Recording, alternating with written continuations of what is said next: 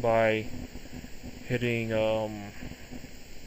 by scaling things down. Sorry, let me get to the right screen. Animations. We scaled it all the way down. Remember, if you remember, to the point where it's really tiny. Now, what I do here is I jump into pose mode and I hit I, location, rotation, and scale. That's what I click. You can click scale. It really depends on what you're doing with your bones. Now, that's just how far I scaled it down. Then I click next. I scaled it up as much as I can. Then I went in and I edited the way this stood around so that I can get the desired effect. Afterwards, I jump back to the first, I jumped to the next frame, which is the last frame.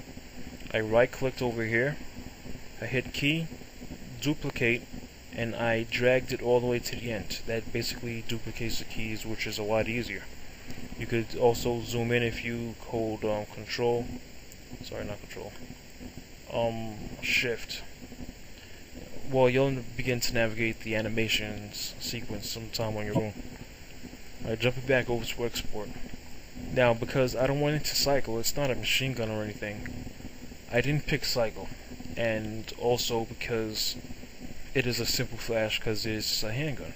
If you have a machine gun, the best thing to do would be to have the same 3 frames, but instead, not 3 frames, you would start the frame at 1 being smallest, 2 extrude, or not even extrude, but to stretch all the way to X, then throw an IFL on it.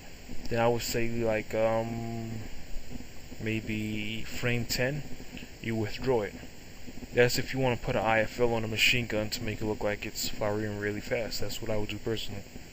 Let's do it. To start off, what you do is you add a new sequence. You put the start frame, then the end frame, and you put in the name. Sorry about that. Just jumped out of. Or you can only hit escape once. So.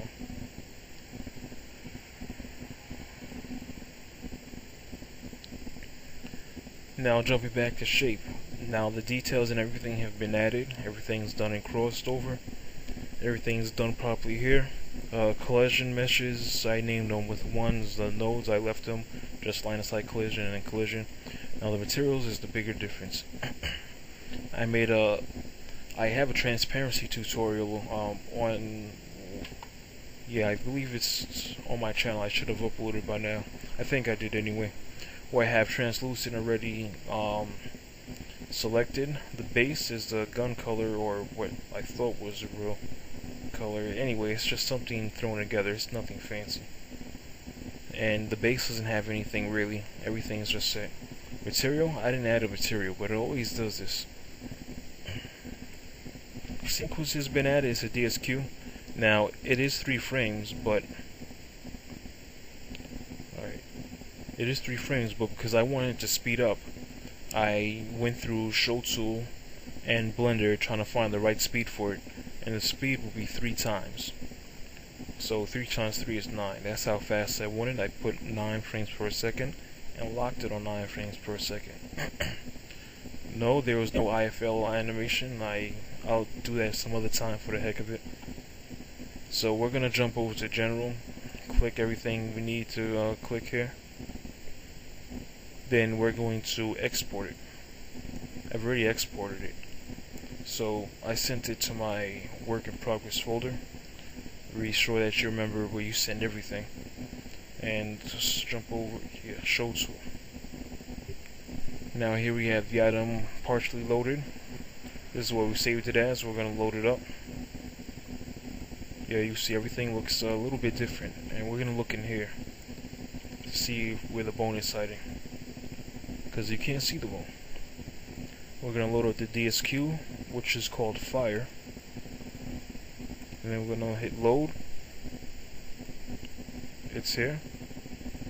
You also can't see the 4 planes that we put in here, can you? That's just the way it is. So we're going to find a decent position, like, let's see, you're playing first person shooter. The gun's right here. Now, the quality of the artwork and modeling is very poor here for tutorial reasons. So when you hit play, that's what it looks like. You see? Not the best, but that's just from this position. So if we go sideways, and let's play it looped back and forth, that's what it looks like. Of course, you can always do better. Change it just a bit. Instead of using something like just red for paint, and notice there are different colors on the inside and outside. That's just because of the way they are drawn and the way they're set up. You can also, like I said before, you can also put the red block in the back right here to show that it's something sparking, or you can make your own spark. You can even cone it and put this splash cones all over the sides and make one of them for the inside and throw some spark in there on another cone. You can do as much as you want and even put it on the same bone. The point is to fake it. Now, you don't want to just... It's getting a little buggy here. Well, not buggy, but laggy. That's just a video running in this. I'm going to close that.